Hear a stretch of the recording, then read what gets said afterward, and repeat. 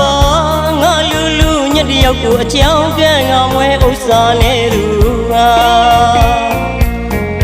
ငါမှရွှေလေးမရှိပါငါမှငွေလေးမရှိပါပိုင်ဆိုင်မှုပြရင်နှလုံးသားမှာချစ်ပဲရှိတာပါအချီမခိုင်တကောင်းကြွတ်တမြင့်ညာခွေရိုင်ရိုင်ဝါရဲလီမာတဘူကျင်ဘူရင်မတွေ့ဝန်းသူပါ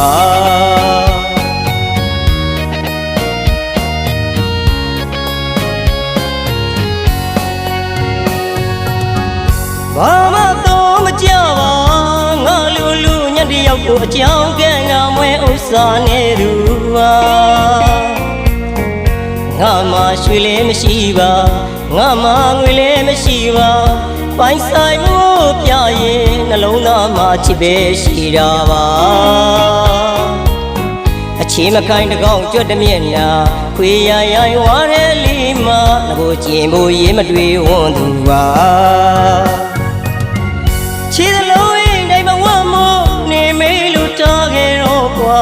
ခွင့်လို့ပြီးမှပါနေဘဝစင်တမ်းမြင်မမဲ့ရေးမှာ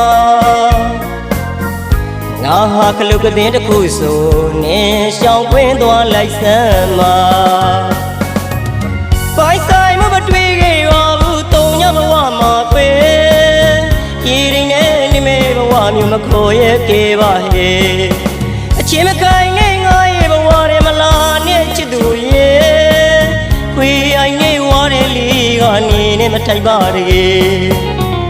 နေဘဝကောင်းသာဘူးရာအနစ်နဲ့ခံမေ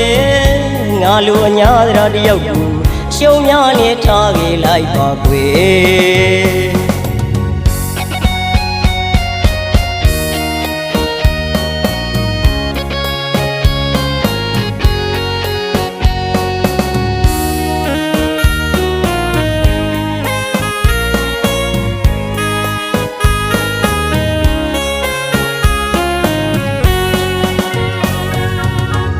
ဘာမှတော့မကြပါ